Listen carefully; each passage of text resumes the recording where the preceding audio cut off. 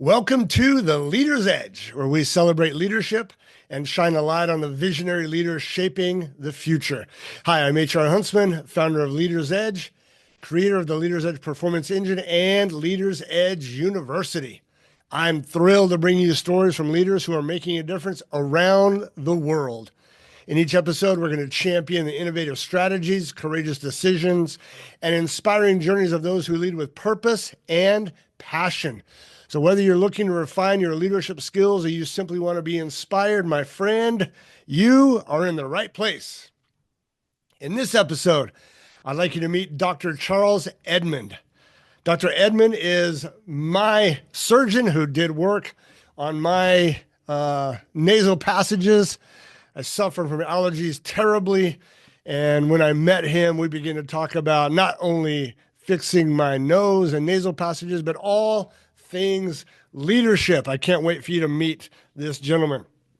Dr. Edmond received his undergraduate degree at the University of Texas at San Antonio and is an honor graduate of Southwestern Medical School in Dallas. He completed his internship at Tripler Hospital in Hawaii and his residency at none other than Walter Reed Army Medical Center in Washington, D.C. Following that residency, Dr. Edmond spent a year at Methodist Hospital completing a head and neck cancer and cosmetic surgery fellowship.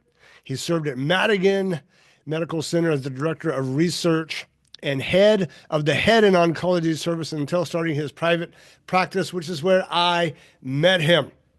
He started ENT and Allergy Associates and Edmond Aesthetics and has built a truly phenomenal team, and I can attest to this as a patient there. He goes far beyond physician and is a true leader and team builder. So get ready for an exciting conversation and get ready to learn from Dr. Charles Edmond. Dr. Edmond, thank you so much for joining us this morning. I really appreciate your time, my friend. HR, thanks for inviting me. Looking forward to the interview. Absolutely. It's a pleasure to have you. I want to jump into this. I read somewhere that your hobbies are auto racing, sewing, and jazz guitar. That's quite a trio of hobbies. Talk to us about that. Yeah, I have pretty diverse interests. I think that cars have always excited me, and I like to take them out onto the racetrack. I've been to a number of racetracks, and All right. it's another way to let my hair down, so to speak. Yeah. But in sewing, I'm a board certified facial plastic surgeon. Taking material and shaping it into a beautiful garment is almost the same thing we have to do with some of this cosmetic stuff we do in terms of trying to make things look beautiful. So Okay. I've always, I think had I not gone into medicine, I think design and that world would have probably been where I would have migrated to. That's fascinating. I'm trying to put together those two worlds of auto racing, high adrenaline, testosterone, and then listening to Mozart sewing something. Right. I'm playing my jazz guitar. You're playing your jazz guitar, yeah. Are you in a band or anything, or just to relax? Oh no, I'm when I turned 50, that was one of my goals. I want to learn how to jazz guitar. And the struggle continues. Okay. That's fantastic. Well, take us back. I know you got your start in the Army, so thank you for serving. I'm an Air Force veteran myself. Thank you for serving. Take us back. Why medicine? Why the Army? And what did those lessons teach you, my friend? Oh yeah, I've always been interested in medicine. Matter of fact, when I graduated from high school, I went to a junior college and was training to become a X-ray tech.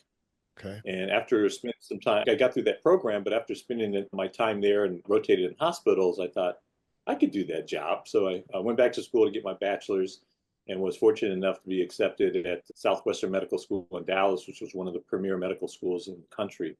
And that's where I excelled there. The beauty of honestly starting out at the junior college, it allowed me to figure out how to study and how to, really focus myself. And then going to the university, continued to hone that skill. And when I got into medical school, I super excelled at that. I was in top 10% of my class as a graduate of that school. Nice. And continued from there. What drives you? In the military. Oh yeah, no, go ahead. Yeah, tell me about the military career. So I got accepted when I got accepted to medical school. The military was a nice route to help pay for the medical school training. And after my medical school, I was commissioned. So I was a second lieutenant while I was in medical school. And then once I got out, I was a captain. And then my first duty assignment was at Tripler Army Medical Center in Hawaii.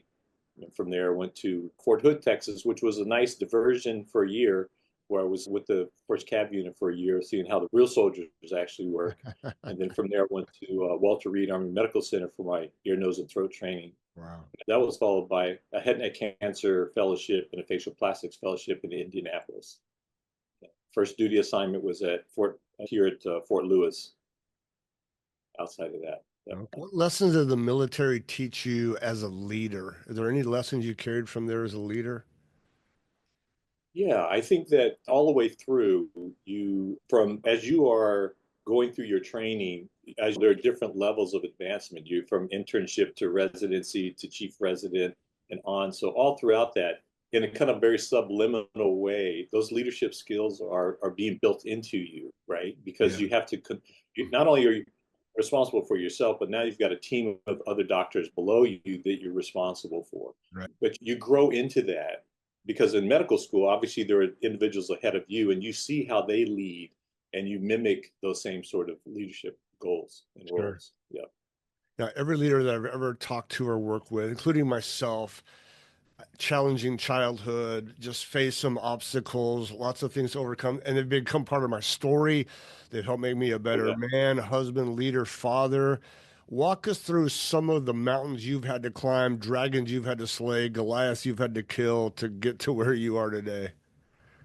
Yeah, so it's interesting. So I was born in France and I Okay. was born premature. So I weighed about 3 pounds when my mom took me home. Wow. And because of that and some other orthopedic issues, I was in leg braces on both legs for about 6 months and overcame that. And then being a military, growing up military, every 4 years you move into a different base. So that does impact you when you don't have a solid foundation. You continue moving to different schools. That can definitely impact your stability. During the Vietnam War, my father was stationed in Japan, but we had to transition before we could get base housing. And we spent a year in Idabel, Oklahoma, which is fairly non-progressive. I wouldn't say backwards, but That's a nice way but to say it. exactly. So during that time, one of the biggest hurdles there was being a man of color. We went to an all-black school. Oh, wow. And so that was the first time I had seen segregation actually, because, What year is in the it? What military, year is it? Yeah. What year is it? this is 1967. Okay. Yeah. 68. So we'd go to the movie theater and we were told we were supposed to sit upstairs and No everybody else got to sit way. downstairs. And in our school, we didn't have the same sort of books and quality of teaching that a lot of the other students had. And as a result, my younger brother, actually, he ended up failing when moved to Japan because of the lack of the better education. He failed and had to repeat his fourth grade. But so that kind of puts you on the back foot a little bit, and so you're trying to play catch up the whole time because the poor education that we got during that time. But you do one of two things when there's a hurdle in front of you, either go over it, around it, under it, or you don't, right? And fortunately for me, I found a way over it, and it was a good lesson. I just felt like that motivated me even more. So I'm no different Okay. than anybody else, and all I got to do, I just have to work harder. And so I think that's where my grit came from, because I basically was able to persevere some of the challenges I had from birth through these other little encounters. And when I lived in Japan, yeah, there was this weird feeling about me that I felt like I just needed to work. And as in the fifth grade, I was 12 or whatever. I was selling Stars and Stripes newspaper on the corner, trying to get a paper route job. I was What? caddying on the golf course, trying to carry these big old golf bags, trying to make a little extra money. Not that I had to make money, Yeah, but I felt like I just needed to work, I right? see. So that continued through my whole life. Even when we moved from Japan to San Antonio, I was always working, selling roses on the street corner, paper routes, cutting lawns. It's just that need to work. And that paid dividends because people don't understand that when times get hard, I fall back on those signs. If you ever had a paper route, when that Sunday paper comes at 3 o'clock in the morning, and especially the San Antonio, Texas paper, which is about as big around as massive, and trying to put those in a big bag and carry those around to all the different houses, at 5 o'clock in the morning. Yeah. It just it trained me for some of the long hours and early days while I was in medical school. So that's nothing, man. The paper route was worse than this. I'm curious about a couple things there. What, how did you prevent yourself from getting bitter or a chip on your shoulder or angry? I mean, with that kind of injustice and unfairness, how did that Right. play out? I think, honestly, because I think when you're my family has grown up with that, and I think that it wasn't like a stark thing. It was like this, this is the way it is. For instance, when we lived in Maryland, my dad had family in Utah. They were one of the first black families to actually settle in Utah. When we would go cross country to visit, it was pretty much a nonstop. We didn't stop anywhere until we got to our destination. So my parents would build this bed in the back of the car. We had a Wow. little porta potty bags in the car, so they didn't have to stop anywhere. It's just because that's just the way it was, right? And so that was so when we moved to Oklahoma, it was like this is another level of this is the way it is. And so Goodness gracious. there's no bitterness. There was no real bitterness, but I think it just enhanced my energy, my mindset in terms of dude, you just need to just work harder. What was your messaging from your parents through that? Was it grit, resilience? Was it unfairness, injustice? What message did they give to you? Interestingly enough, I think my mother was probably the main force in terms of motivating us. I Okay. mean, my dad, he was there, but my mom was the one that always just said, this is the way it is, son. You just got to get on through it. So they weren't hyper negative.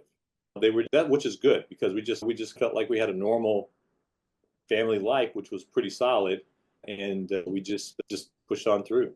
Yeah. And my sisters and my brothers, both of them were served in the military. My two younger brothers were in the military. My sister worked for the military as well, Okay. private sector. So we all had that background, but we've all been successful as a family. Yeah, your parents should be proud. Mhm. Now, Leader's Edge, we always focus on leaders. Like that's the goal of my life. That's the focus of my life. I've built companies and work with leaders every day of my life. So obviously you're a doctor, and in full transparency, Dr. Edmond is my ENT doc. I met him. He did some great work on my face. I went into you and I was miserable and polyps everywhere and I couldn't breathe and allergies are killing me. And you just have done an amazing job with me and I can breathe and sleep. And so I appreciate that. Thank you. I want to focus on the leadership side, though. We work with quite a few medical clinics, and I'm always fascinated with A, you went into private practice. You took a leap, you bet on yourself. I want to talk about that. The leap off the cliff and just don't work in the hospital system. You went into private practice. Tell me about the courage to do that. So again, as I mentioned earlier, this crazy work ethic that I've Yeah. always had.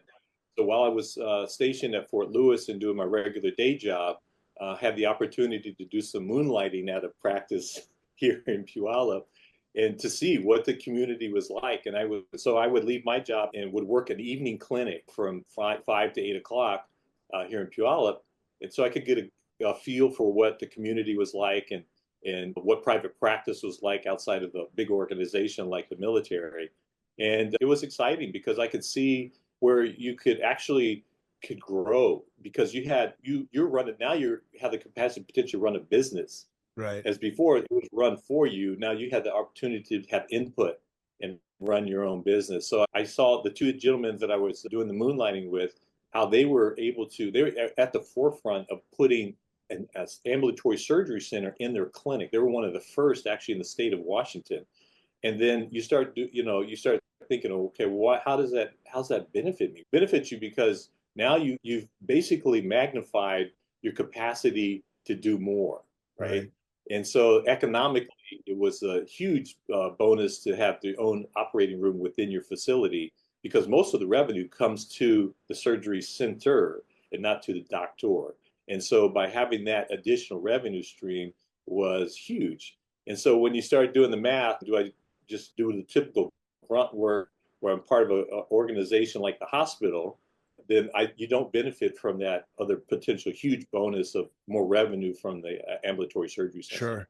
So quickly, I doing the quick math was okay. This makes sense. Plus, turns out that here in Puyallup, which is not obviously, it was like this hidden gem, a huge population of people, like blue collar workers, Boeing and Amazon and whatnot, and people that had really good insurance that had a need. And whereas in Seattle, you shake a tree and 20 plastic surgeons fall out. So the competition was not Yeah. as dense as it was. So we had lots of potential to grow an amazing practice. Now, tell me about the learning curve. You put all this time into honing your craft as a doctor and a surgeon, and a leader is a whole different deal. And many of the doctors we work with, they struggle with that because that's not their training. How to build Right. teams and build organizations and vision, mission, and values and organizational psychology, all that stuff. Tell me about that growth curve for you, and what are you most proud of as far as the leadership side of your organization? I think that from the leadership, you do work on a daily basis. Now you're in control of your practice with in our case, it was two other doctors, and you've got MAs and you've got nurses and all of those individuals who need guidance in terms of trying to help promote your practice. Right. And so that was the good thing was baby steps. And you're stepping into an organization where you have to manage a small team of individuals, right? But also you have those other little challenges. We moved out of a building that we were in, and we purchased a building, which was interesting because a lot of real estate individuals say, "Oh, don't buy medical buildings. You're not going to make money in a medical building." Turns out it was the exact opposite. Okay. Owning your own building is huge. So from there, we had transition with the ages of us were staggered in such that the first Dr. Gustafson peeled off, and we bought her practice out, and then my other partner, who was more senior to me, left, and so that left me with the practice that I had to build. And so this was a time when, again, private practices were starting to struggle a little bit. Nowadays, and you still see it, where private practices are, I'm not going to say a fading memory, but there's a lot of them are struggling, Yeah, it's a tough right? And time for so private practice. it is a tough time for private practices. So my thought at the time was, okay, what do we need to do to survive this? And so I felt, as a practitioner, how do we get our patient population? And so what we do is rely on obviously the Puyallup community, but how can I get doctors into my group who can support the community, but also outside of this community? So what I felt like I needed was, who do I refer my very complex cases to? So it turns out my ear cases were going to a particular guy, my complex sinus cases were going to another guy, and my head and neck cases were going to another gentleman. So what my goal at that point was, how do I get those guys into my practice? Because what we need to do, we need to be able to build a team that can withstand the assault from the hospital and the insurance company. Right. So what I was able to capture, I had the top ear doctor. He was rotating down here just because he was at Swedish, but he came down here periodically to see some patients. So I was able to convince him to join our group. And so it's almost like a basketball team. Yeah. Once you get that solid player, the Michael Jordan, then other guys want to play with him. Okay. So I was able to recruit Dr. Davis from the University of Washington, where he was the chief rhinologist at that hospital. And I was also able to recruit Namu Kim, who is the premier head neck reconstructive guy from Swedish Hospital. So all of a sudden, we've got this super group of all the subspecialties within our group and the super group within the state of Washington. Okay. And part of that, the leadership piece, was trying to convince those guys to come down here. For sure. You pull them away from these organizations where they're in hospitals, they have a very secure situation, but how do you convince them to come to Puyallup, Yeah. to address that? So that was the big challenge. If I were an MA or a nurse on your staff or front desk, and let's say I went in the office there and I asked them, what are the positive leadership traits of Dr. Edmond as a leader, not as a doctor? What's he good at when it comes to team building or messaging, or what would they say? Yeah, this is what he does to build this team. I think that some of the things that I probably would call some of my strengths is that I don't know if it's the type of leadership it's my work ethic. Yeah. Okay. So I think that you got to lead by example. So who's the guy that's first here? Who's the last guy leaving? who's the guy that works the hardest? Here I am at almost 67 years old, and I still try to provide that example. Right. I do surgeries. I see the most patients in the clinic. I just, it's work ethic and it's grit and perseverance. So they see that when they see you working hard, then they feel like I can't be slacking here because this guy's busting his butt when he Yeah, could probably be retired. for He's still sure. busting his butt. Yeah. And so that I think that by leading by example like that is the most. Now the other thing too is that I also I mentor my younger guys. I can oftentimes help them on some of their cases that they've not seen or challenges for them. So I mentor them. And the other piece is I have an office manager who's amazing. She's behind the scenes. I run the office from a consultant to her to help run the whole practice. Right. And we communicate daily, multiple times. I'm up in her office and Okay. troubleshooting all kinds of things all day Yeah. long. But it's all about trying to keep this well-oiled machine oiled, Yeah. Very right? good. Yeah. So you gave your age away, 67. You're no spring chicken anymore, but you still have Nope. this high motor. What would you Yes. say is for you, besides you keep referring to grit and perseverance and resilience, what would you say is the keys to sustained excellence to play at a high level, no matter if you're a surgeon or a plumber or an accountant, play Right. at a high level for 40 plus years? What keys would you give us? Wow. Okay. Yeah. Well, I think part of it is you got to really love what you're doing. So when you've done something for as long as I've done it, it actually doesn't become, it's not really work anymore because there's very few things I haven't seen before. So when a patient just comes in with a problem, I've already seen it. So Sure. it's easy for me to be able to work through that process. But the other part of it is that I think one of my strengths is I communicate with my patients quickly. I have this sort of emotional intuitiveness of to where the patient is in their problem. I listen to them, which is very important. And very quickly, I think the patients feel like they feel there's a sense of warmth that they feel when they come in. You sit down with them, and they appreciate that. They appreciate that listening piece and the guidance and follow up. Yeah. So I think you get not only do they get that, but I get it back too by them saying nobody's really. I appreciate you listening to me, for the problem that I have. And I'm always asking them about their family. What are they doing this weekend? What's Yeah. going on? You're just engaging them. Yeah. And so it's like a social hour when I'm in here working, just communicating. And patients come back and ask me, hey, I heard you were doing this, doing this. It really is a social day, the whole day going through. So Yeah. it's not work. It's easy for me. I can attest that this is true. This is my experience with you. Very unassuming, very down to earth, very authentic, very warm. I can attest that's true. Very disarming, very undoctor like. And I really appreciated that with you. So what you're saying is absolutely true. Final question. Let's go. No, let's go two more. I'm curious now, what's next? You come across as a guy who's still always learning, always straight. You could be retired easily. What's on the horizon? What challenges you? What's next for you?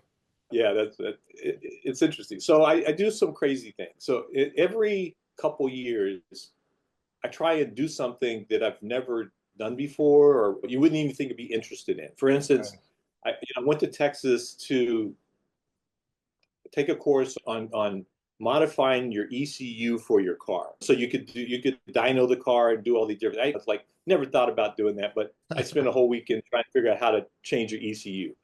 I went to I don't know the sewing course. I don't know if you know a serger machine that kind of finishes off dresses and stuff. Okay. They had a 3-day course in how to use the serger with all these different. So I spent 3 days just trying to figure out how to use a serger.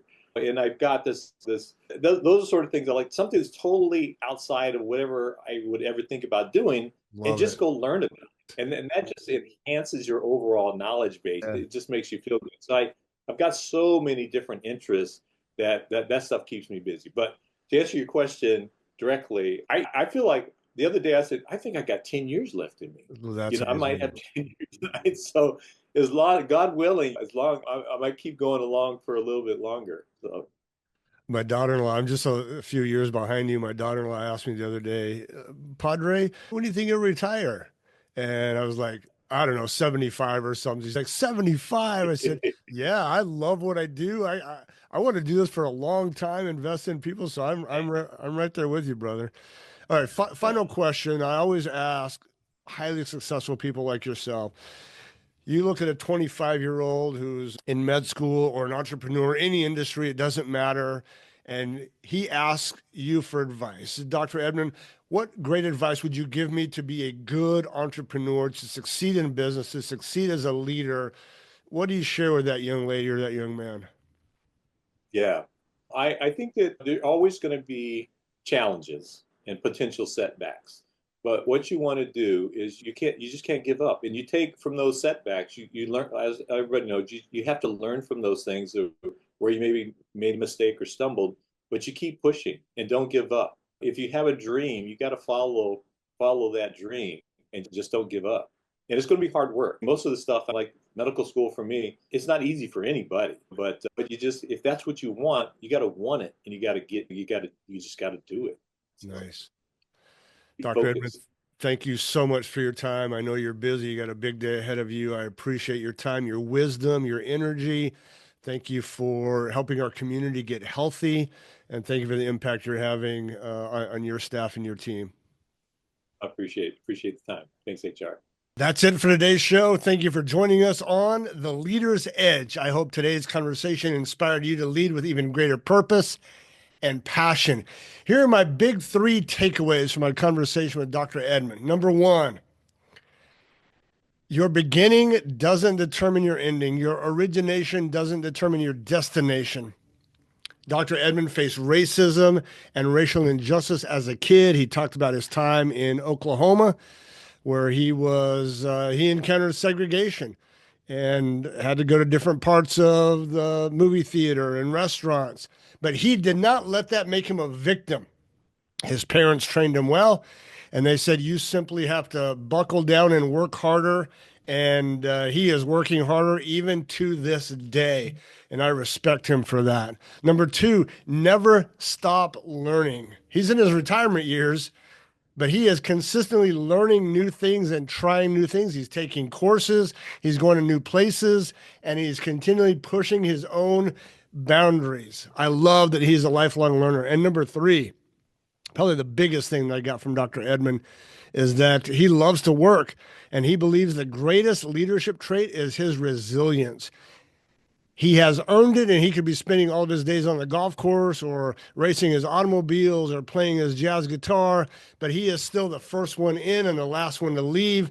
He is setting a great role model and great example for the generations following him, and I really admire that.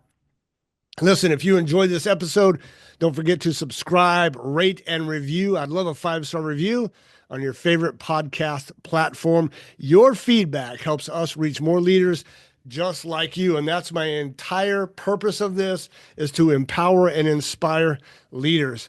Stay connected with us on social media for behind-the-scenes content, leadership insights, and updates on future episodes. Don't forget to check us out at yourleadersedge.com and follow us at Leaders Edge Podcast on all major podcast platforms. So until next time, keep pushing the boundaries, keep leading at the edge. I'm HR Huntsman. We'll see you soon.